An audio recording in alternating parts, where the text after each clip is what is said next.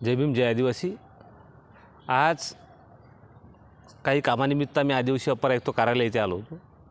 अक्षरशः पूर्ण कार्यालय खाली आहे, कर्मचारी नाही।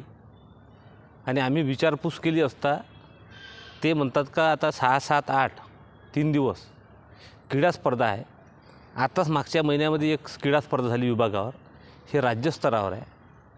म्हणजे मला तर कधी कधी हे आदिवासी विकास विभागाचं इथल्या अधिकाऱ्यांना आत्मचिंतन करावं किंवा आदिवासी विकास विभागातील मंत्री असेल, राज्यमंत्री असेल, यांनी आत्मपरीक्षण करायची गरज आलेली आहे। म्हणजे आज ज्या आदिवासी आश्रमशाळेमध्ये हजारो विद्यार्थी शिकतात, त्या हजारो विद्यार्थ्यांना ड्रेस कोड नाही, त्यांना शिक्षक नाही, त्यांना 10वीमध्ये पुस्तक अजूनपर्यंत मिळाले नाही। आणि आमचे आदिवासी विकास विभागाचे अधिकारी, कर्मचारी, मुख्याध्यापक, अधीक्षक क्रीडा स्पर्धा घेतात।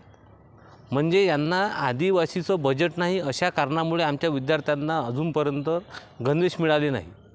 आदिवासीचं बजेट नाही या कारणामुळे विकास विभाग आमच्या विद्यार्थ्यांना 10वीचे पुस्तक मिळाले नाही। मग आता हा बजेट कोणता वापरला जातो, जे क्रीडा स्पर्धेमध्ये कोटी रुपये खर्च केला जातो। म्हणजे अक्षरशः आदिवासीच्या बजेटची विल्हेवाट लावण्याचा कार्यक्रम या डिपार्टमेंटने सुरू केलेला आहे। याचा आम्ही निषेध करतो। मागच्याच महिन्यात विभागीय स्तरावर झाल्या, ह्याच महिन्यात राज्यस्तरावर होऊन आल्या।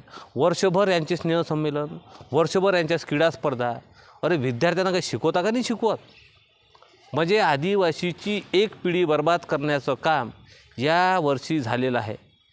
म्हणजे कधी कधी आत्मचिंतन आदिवासी समाजाच्या नेत्यांनासुद्धा करायला पाहिजे।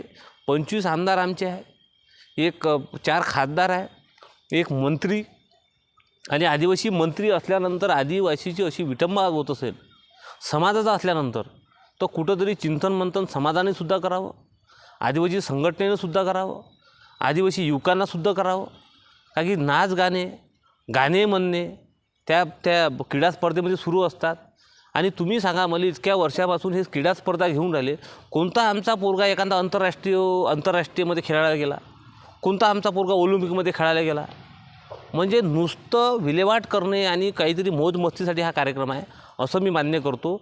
आणि ही होणारी जी क्रीडा स्पर्धा आहे, हे आदिवासीच्या फसवणुकीसाठी क्रीडा स्पर्धा आहे। हे आदिवासीच्या शोषणाची क्रीडा स्पर्धा आहे। आदिवासीच्या बजेटची विल्हेवाट लावण्यासाठी क्रीडा स्पर्धा आहे। आदिवासीच्या बजेटमधून इथल्या कंत्राटदाराला मोठ्या करण्यासाठी क्रीडा स्पर्धा आहे। त्याचा आम्ही निषेध करतो आणि येणाऱ्या काळामध्ये याच्या विरोधात आम्ही हायकोर्टामध्ये जाऊन या क्रीडा स्पर्धेविरोधात आम्ही लढाई लढू।